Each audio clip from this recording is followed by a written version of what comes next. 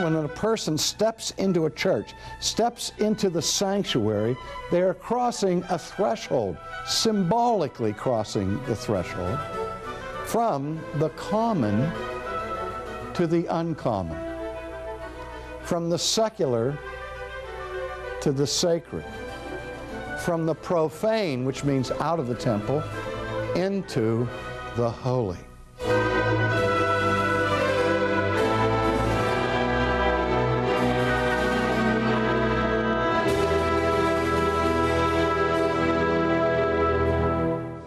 As we continue now with our study of the Christian in the arts, today I want to focus our attention on a very important dimension of art historically as it relates to the church, and that is the medium of architecture.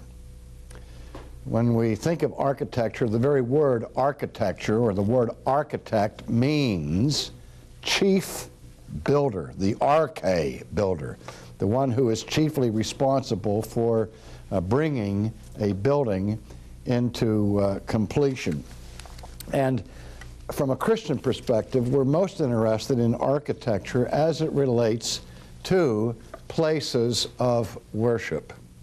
And if we go back into antiquity, we know, for example, that, that God can be worshiped anywhere and in any kind of facility. That should be a given.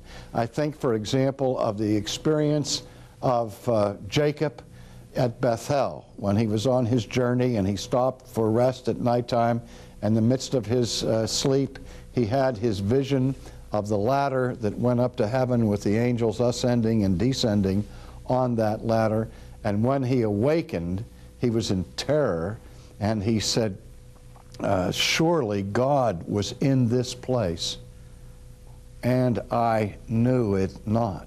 This is the house of God, Bethel, which is what Bethel means, the house of God, and this is the gateway to heaven. And so he anointed the stone that he had used as his pillow in the middle of the night to mark the spot where he had this encounter with God. And that episode in the life of Jacob reflects multitudes of similar episodes among the patriarchs and among the people of Old Testament redemptive history, where they were acutely conscious of the reality not only of sacred times, such as were observed in their festivals, but also of sacred space. Sacred space. We see it, for example, in the Midianite wilderness when God calls Moses out of the burning bush. And he said, Moses, Moses, take off thy shoes from off thy feet, for the ground upon which you are standing is holy ground. It's sacred space. Made holy, of course, not by the presence of Moses, but by the intersection of Moses' God with him in encounter, in meeting in the desert. Now, again, the Old Testament saints were aware of the doctrine of the omnipresence of God. David in the Psalm says, where can I flee from thy spirit? If I ascend into heaven, thou art there. If I make my bed in Sheol, behold, thou art there as well. The people of the Old Testament understood that no building, no square foot of land could contain the omnipresence of God. And so we're not to think that because the Jewish people had particular places that were set apart, consecrated, and sanctified as sacred space mean that God's presence was limited to those sacred spaces. Now also, we know that in the New Testament, Jesus, in dealing with a theological discussion with the woman of Sychar, who set before him the conundrum of the proper place of worship, whether it be in Mount Gerizim, where the Samaritans had their central sanctuary, or in Jerusalem, where the Jews had their central sanctuary. And Jesus responded by saying that God is a spirit. That is, he can't be contained to this place or the other place, and those who worship him must worship in spirit and in truth, and that God seeks such people to worship him in that way. And in the New Testament, we don't find the reproduction of the central sanctuary like they had in Israel with the tabernacle and then later the temple. But Christians met for worship wherever they could find a place to do it. The earliest literature indicates that at first the Christians of the first century had ecclesiolae. That is, they had these little churches that were called house churches, and so they met together in people's private dwellings. They also, according to some evidence, although it's disputed, there is some evidence that they gathered in times of persecution in secret in the catacombs beneath the city of Rome. And so there were times where worship took place out of doors, sometimes in people's houses, sometimes in people's in cemeteries and so on, like the catacombs. But there were no established central sanctuaries in the New Testament. Now, yet at the same time, as the church grew in numbers, and we understood that the church in biblical times, both Old Testament and New Testament, is a corporate body where people came together weekly for worship and the celebration of the Lord's Supper and so on. And as we are told in the New Testament, not to forsake the assembling together for the saints. So wherever there were a number of people who assembled for worship and for prayer and for instruction and so on, obviously, manifestly, they had to have a place where that could occur. And the more Christians that became converted, the larger the places need to be. And so very early on in church history, you saw the establishment and the building of churches, church buildings, to accommodate corporate worship. And if you look at the history of church architecture, you will see that it changes gradually through the ages, and there was no one fixed architectural style that stood out from earlier periods to later periods, until you get into the Middle Ages, where you have the Romanesque form of architecture and the beginnings of Gothic architecture in Europe. For example, the cathedral at Chartres became the first real magnificent Gothic cathedral on the continent. And in those days, these churches would take not just decades, but many times more than a century and a half, sometimes longer, to build these huge sanctuaries. Now, in the corporate worship of Israel, and in the central sanctuary of Israel in the Old Testament, the single most important concept of the tabernacle or of the temple was the concept of the holy. That's why you have this notion of sacred space, holy space. The tabernacle and the temple have your outer court, the court of the Gentiles, then you have the holy place, and then you have the Sanctus Sanctorum, the Holy of Holies, the supremely holy place, which is that inner sanctum where only the high priest can venture, and that but once a year.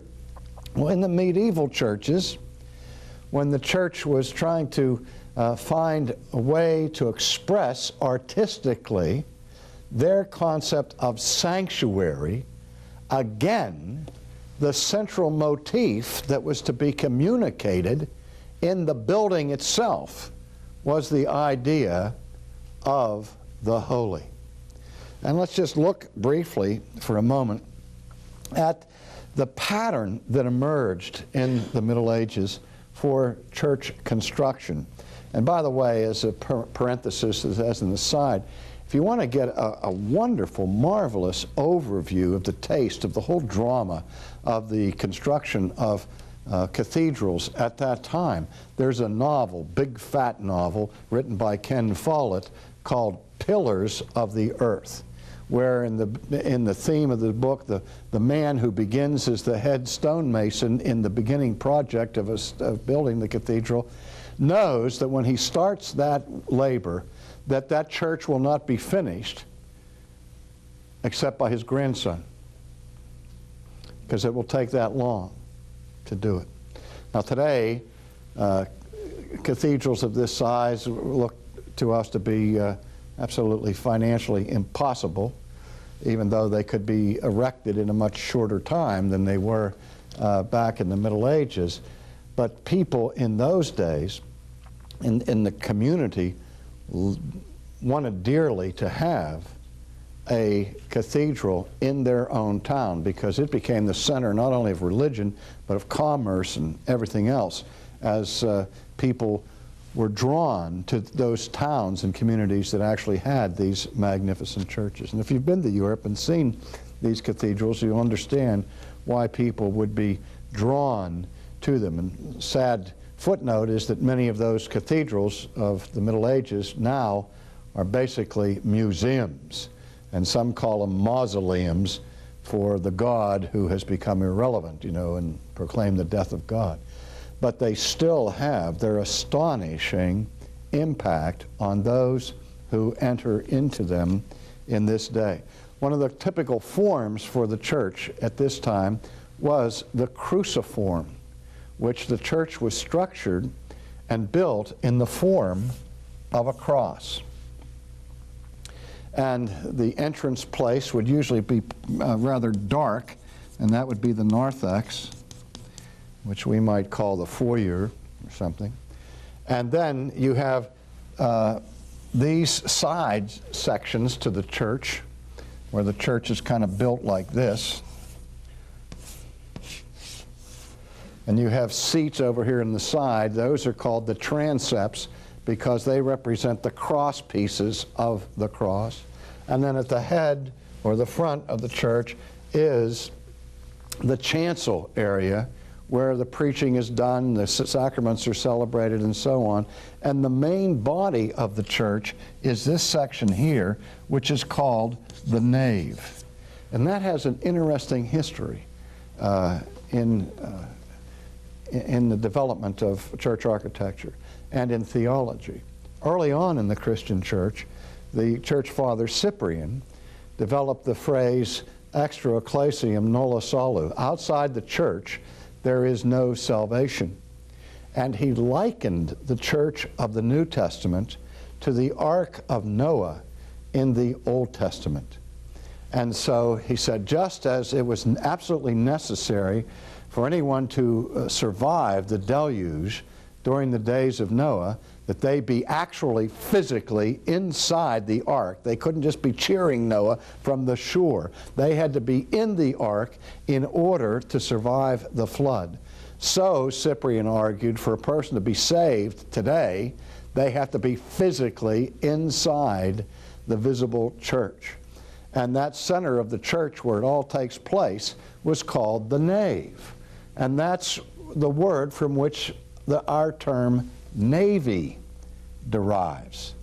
The navy is a place that the navy is a group of people who conduct their activity on the water, on the seas. And so the ark of Noah became symbolic for the ark of the church, which was a means of redemption through the waters of regeneration and so on. And so the church undertook their building with this meaning and significance in mind. Now also in these cathedrals and churches, you saw and see today vaulted ceilings, very high ceilings, and arched windows and so on. And with the purpose of the vaulted ceiling is to cause a person's sensory response to be elevated.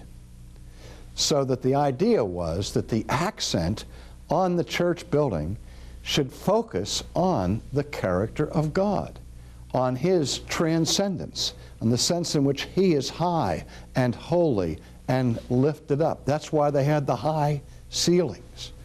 And if you even go into these great cathedrals of Europe and you look up high on the interior, you will see numerous stained glass windows, or even rose windows, with tiny little insets in stained glass depicting moments of redemptive historical activity, maybe the call of the disciples, or the flood, or whatever, the Abraham and Isaac at Mount Moriah. They'll have these artistic displays of major moments in redemptive history on these windows that are way up high, and that you would need a pair of binoculars to be able to discern the images that are implanted in this stained glass, which is very, very costly to produce, by the way.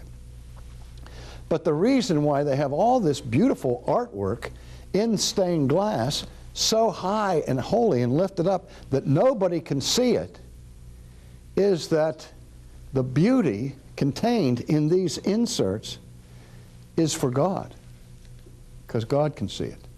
It's for the glory of God. And so even down to those details, the architects of these cathedrals were trying to fashion a building that would communicate the nature of God. Now, I talk to my students in the seminary frequently, and I ask them if they've ever been in these kinds of cathedrals, and they say they have. And I say, well, what's your sense, what's your feeling when you step inside one of these exquisite buildings? And they all say the same thing, that they're overwhelmed with a sense of awe. Now, to that end, the architects of antiquity succeeded at their task, because that's exactly what they set out to do.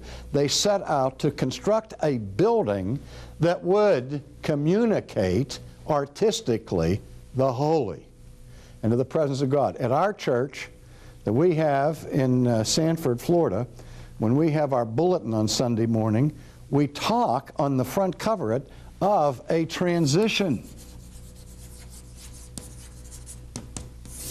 Because we understand when a person steps into a church, steps into the sanctuary, they are crossing a threshold, symbolically crossing the threshold, from the common to the uncommon, from the secular to the sacred, from the profane, which means out of the temple, into the holy. And that is sought to be conveyed by the structure of the building itself. And that's what church architecture has sought to do for most of the history of the Western and Eastern Church, as far as that goes. But then, after the Reformation, we saw a decisive switch in church architecture, where more and more and more churches were built for more of a utilitarian function to accommodate the needs of the people who assemble. And the accent became more and more removed from this lofty, scary, mysterious, transcendent, holy environment to a more comfortable accent on this worldliness, where the primary function for the building is to accommodate fellowship. And so in that regard, churches became more and more looking like town halls. And one could hardly tell the difference between a town hall and a church. Now, we've gone through a completely new revolution of church architects since then, where now more and more church buildings are built to resemble an odeum or a music theater, where the accent is on the latest and the greatest in music, so that the churchiness of the feel of traditional buildings is overcome, because people have no sense of the tradition of the church, or have rejected the traditional approach to the church. They're not interested in the old, and so the new, innovative, experimental building houses a whole different approach to worship and the like. Now, what I'm saying here is that the building is an art form. Every art form communicates something. I remember several years ago that in the town where I was living, a major bank opened a new branch office in our town. And the first time I walked into it, had been open 3 or 4 months before I went there, and I walked in the bank the first time, and I just looked around, and the president of the bank was there, and I said, wow. And he said, what's the matter? I said, somebody sure put a lot of thought and money into the decor of this building. He said, what do you mean? I said, well, look at it. You've got, these paneled walls. You have Queen Anne furniture. You have Oriental rugs. Everything in this room communicates tradition, long-term, conservative architecture. So the message that you're saying with your building is, this is a place that's safe. You can bring your money here. We're not going to be going off on wild tangents and high-risk investments with your money, but we are an established, classical, traditional bank with all the rights thereunto appertaining. And I said that to the man. And he said, he said, you're right. He said, we did spend a lot of time considering what kind of decor we would have and what it communicates. But he said, you know what? I said, what? He said, you're the very first person that ever came in this church that noticed that. I said, no. I may be the first person that ever came into this building that said something about it to you. But I guarantee you, every person who steps across the threshold from the street into this bank gets bombarded with the message that you have produced. It's subliminal. They may not recognize it consciously, but it's there because the architecture that you've chosen for the purpose you wanted to produce works. It does the job. That's why I say to my friends who are in the ministry, I ask them, have you ever thought about the significance of the design of your church building? Have you thought about the significance of the design of your office? Have you thought about the significance of the design of your Sunday school room? I said, because everything that we build like this is an art form. And at the risk of wearing your ears out, every art form communicates something.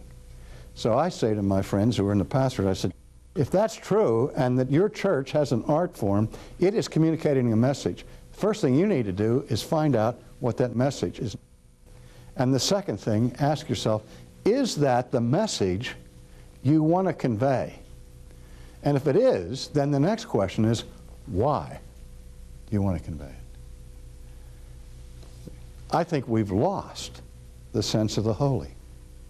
And I don't think that Romanesque or Gothic architecture is the only possible architectural style that can communicate the transcendence of God or the majesty of God or the holiness of God. I just think it's the best that's been done so far.